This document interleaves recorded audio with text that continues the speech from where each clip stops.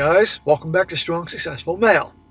So for today in the Ask SSM video series, going to do an update to the video I covered yesterday, which was titled, My Friend's Youngest Son Looks Absolutely Nothing Like Him or the Mother. And as a recap, guys, real quick recap, even though it was yesterday, that's about the guy whose buddy has 3 kids. The first 2 kids look just like him and the mom, like there's a split down the middle. I've seen the pictures. His buddy here is very dark-skinned. First 2 kids look just like him. The third kid, in no way, shape, or form, could look like this dude. Could be this dude's son, or the wife's son. The kid is white as can be, red hair like a freaking leprechaun, and yet, this is the third child. And this guy wrote in asking my advice on if he should, say something to his buddy, blah, blah, blah. And the thing is, by the way, guys, this story, because I'm sure some of you are thinking, how could this guy have an update so quickly? You just did the video yesterday. Well, because that dude sent his story in months ago, back in September. But as I tell you guys, sometimes it takes me a while to get to stories. So he had already acted upon the situation. So now we're on to an update as to what he did, because obviously he didn't hear from me for a while. And a bunch of you guys, I swear half of you guys said, say something to him. Say something to the friend about the kid, DNA test, whatever. Give him a surprise Christmas gift of the 23andMe set or whatever. And the other half of you said, don't bother with it. Let it go. The guy probably knows. It's not your business. Whatever. So on to the update here, how this guy handles the situation. It says here, hello, SSM. Thank you for sharing my story about my friend's situation. It was the story about the younger redhead child who doesn't resemble him at all. The Lucky Charms leprechaun, ha. I sent that story in a while ago, and honestly, I didn't think you were ever going to cover it. But to my surprise, you did, and that really means a lot to me because I was really in a bind. No problem, bro. Appreciate you sending in your story, but like I said, I get a lot of stuff, so sometimes it takes me some time to get to things. I want to provide an update to this situation.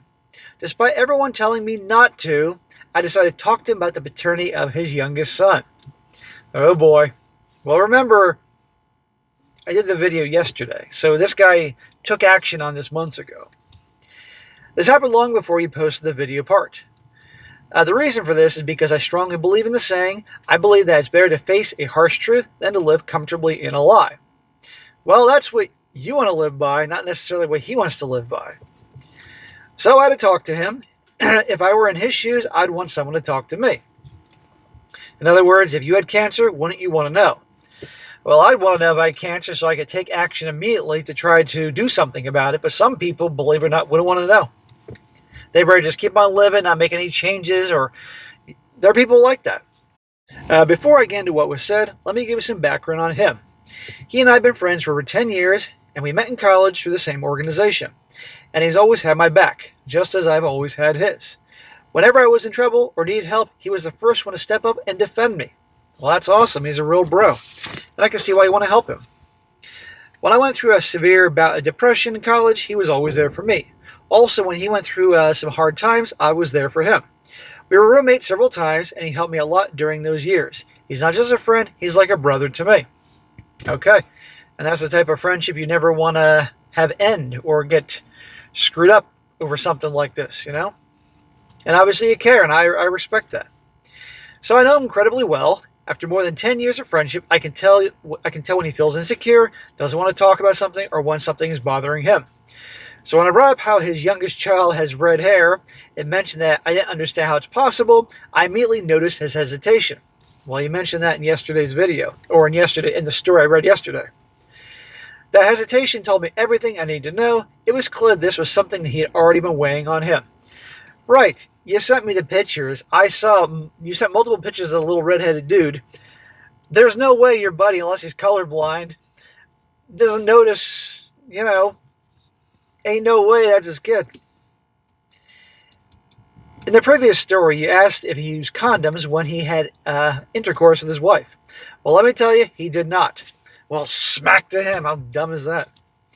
He told me he finished inside her multiple times and was late in giving her the Plan B pill. I know, smack. Yeah, smack. What the fuck, dude? Jesus. There's actually a running joke among our friend group that he got her pregnant on purpose. This is because, in the past, he finished inside another girl, but immediately bought her the Plan B pill afterwards. Smack! Okay, look, we all know it feels better without the condoms, but you really want to risk getting a chick pregnant or catching something? Really? However, with his future wife / mother of his kids, he waited. By the time he bought her the pill, it was too late. Well, why doesn't she have some of the pills on hand? Usually we hear about women baby trapping men, but in this case, it seems like the roles are reversed. I don't get it. To make matters worse, when they were dating, before she got pregnant, she was already planning to leave him. She told people she couldn't handle how impatient, clingy, and quick to anger he was, and how he would call her names. Well, sounds to me like, maybe not with dudes, but with women, he was a total beta male. Impatient, clingy, quick to get mad. Probably quick to get mad when he didn't get his way. That's what beta, nice guy types do when they're not getting their way. Clingy, that type of thing, impatient. You ever seen bad boys get clingy? No. You ever seen bad boys get impatient or quick to anger when the chick isn't, they'll just replace him. He sounds like the type of guy trying to rush things. And understandably, she probably want to break up with him. And call her names probably when he wasn't getting his way. He said, keep in mind, this is a long time ago, about 6 or so years. He really had bad anger problems back then, has worked through many of these issues, and is much calmer today. Well, that's good. Now, was he that way with everybody or just when around women? Because obviously he was behaving like a lot of typical nice guy, beta guys don't get their freaking way. Try to force things. The first problem in their situation is intimacy issues. After the birth of their second child, she stopped having SCX with him. They went from having, maybe once daily to maybe once a week, if that. I don't know if that issue is ever resolved. Judging by the redheaded kid, it probably wasn't. So, of course, when you have a kid and you got a newborn running around, obviously that can be very exhausting on multiple fronts and take up, hookup time. But still, if it went from every day to once a week, that's a significant reduction in, loving. And if it's even less than that, well, it's turning into a stereotypical marriage. Yeah, that ain't good. Second problem, she has a huge drinking problem. That is a massive problem, dude. That's not mom material. No, hell no. So if they're not hooking up very often, and she has a drinking issue, and obviously probably acts like a jackass when she's drinking, that could lead to the leprechaun third child. When she drinks, she becomes a completely different person and starts gossiping about their marriage. Not cool. One time she told two close friends of mine that he has a small you-know-what, that he couldn't satisfy her, and that she constantly made sure he and everyone else knew it. What the fuck, right? Bro, this is a lot more info than you gave me before. I mean, she's an asshole. And now you got that little redheaded kid running around that ain't no way that's Lucky Charms' child, not your buddy here. I was in your buddy. There's no way that's his kid. And she does this shit. She treats him like this. Gossips about their marriage, their bedroom life, the size of his you-know-what. Are you freaking kidding me? But let me guess. You said that you just... I can't remember your words in the previous story, but you definitely sounds like you describe him as being a guy's guy. Doesn't take any crap. But obviously he has a weakness for her. I mean, I've seen guys that are guys, but when it comes to their wives or their women... Yeah, they're putty in their hands, and no woman respects that. Does she behave like a woman who respects her guy here? No. And if he's going to stay with her, it's only going to get worse. Those kids are going to grow up seeing that, and they're not going to... His sons are going to end up becoming guys just like that. And the daughter will end up becoming just like the mother. Just watch. That ain't good. With all that out of the way, let me tell you what happened when I called him. Okay, now we're getting to when this guy confronted him about, the Lucky Charms child. I texted him saying, hey man, I need to talk to you. Make sure you're alone. That is unusual for us. We always let each other know we need to have a serious conversation. When he called me, the first thing he asked was what was wrong. I couldn't just come out and say it directly, so I had to ease into the conversation. This is how the conversation went. So this guy's going to give a breakdown of it. This guy obviously has a text history, so he wrote it down for me to share with all you guys. He says to him, hey man, I have a question for you.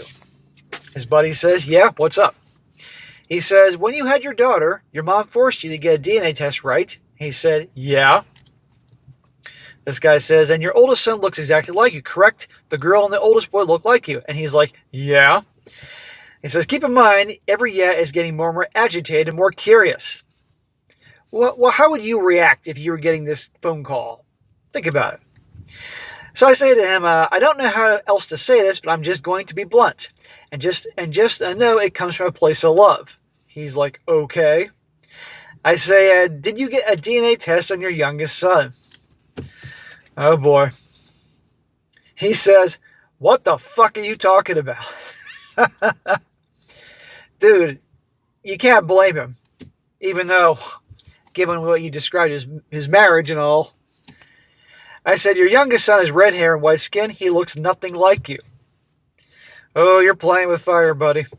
He says, my oldest son was white when he was born, and he got darker over time. He says, no, he wasn't as white as your youngest son. Your youngest son is 9 months old, and he still hasn't gotten darker. Are you sure he's your son? Oh, Jesus. He says, an important note here, I also attached a picture of his oldest son when he was around the same age as the red-haired child. As you can see, he never had white skin. Yeah, he added more pictures to compare what the first two kids looked like at 9 months old. And obviously these guys are best friends, so this dude here telling the story has a lot of pictures. There ain't no comparison to these kids. My friend went silent. He doesn't hang up the phone, curse me out or anything. He just went silent. Well, his silence said everything. I was really surprised by this, but he is quick to anger. After a while, he says to me, bro, I'm pretty sure he's mine.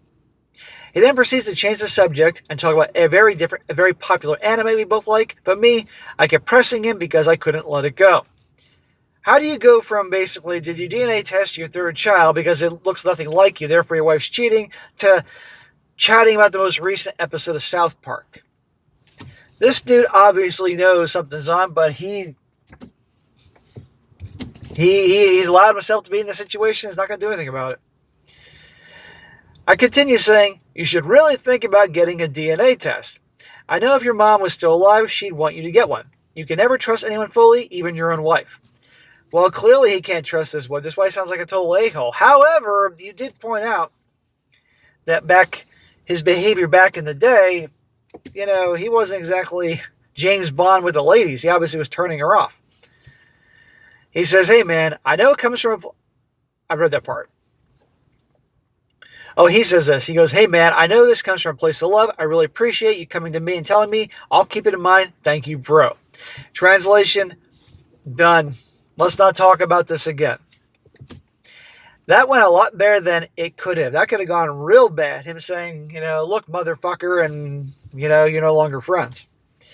So we hung up the phone, and that was that. We're still great friends to this day, and we've talked about many things since then. But not this. The baby is now a year old. Well, does it still look like Lucky Charms' child? It still has red hair and skin as white as snow. As far as I know, he still hasn't gotten a DNA test, and I've never brought up the conversation again. At this point, the ball is in his court. I believe that when something is wrong in our lives, whether we're unwilling to acknowledge it or simply unaware of it, the universe has a way of sending us signals. It's up to us to notice those signs and take action and make necessary changes. I've done my part, the rest is up to him. Good. Don't do anything else. Act as if the conversation never came up. But if one day he reaches out to you and something in regards to this, then be ready to discuss it and help him out. Now, the only way I would say ever get involved with regards to his marriage, his wife, the kids and all that, if you're out somewhere and you see his wife getting close to some dude with red hair, if the Amazon Prime driver has red hair, or someone in the comment section like SSM, you got red hair, is that your kid? No, it's not my fucking kid, guys. But anyhow, if you see any evidence of her up to no good, because if obviously this kid isn't his, so she's been up to no good, she's not going to stop. So if you find concrete evidence, and yeah, you could say that kid is concrete evidence, but you know what I mean, photographs, pictures, video of her up to no good, then you can approach this conversation again. But or if she's really treating him like shit beyond the talking about the size of his you-know-what, amongst many other things, then maybe you jump in and approach the situation. Beyond that, let it go. You've done your part. And if he wants to just live like that, that's his life, his business. So that's what I think for a lot of you guys in situations like this. Because again, the comment section yesterday was pretty split. Either half of you were like, say something to him. The other half were like, nope, let it go. Nothing good can come from this. I'm just happy you had the conversation with him. But you guys are still friends. There's no hard feelings. And I think that comes from the fact that, as you said, you've been buddies for over a decade. You've had each other's backs, and that's great. So you've done your part. Now you know. But anyhow, bro, you're a good friend. You care about your buddy and all that. And yeah, I'm sure getting together with the family, because barbecues and picnics and birthday parties, especially after you sending in the story, is going to be interesting for you, looking at the family. But all right, what's done is done. So if there's any updates to this situation down the road, let us know. We'd like to hear about it. All right, guys, that's it for today. Be sure to comment down below. Let me know what you think about this. Let this guy know what you think in the comment section. And, guys, you got a question for me, definitely send it my way, strongsuccessfulmale@gmail.com. Again, give me some time to get to it. This story took me months, but I will get to it one way or another if it's a good one, as well as any other good stories or questions you may have. And be sure to like the video, share it with your friends, and subscribe. I'll catch you next time.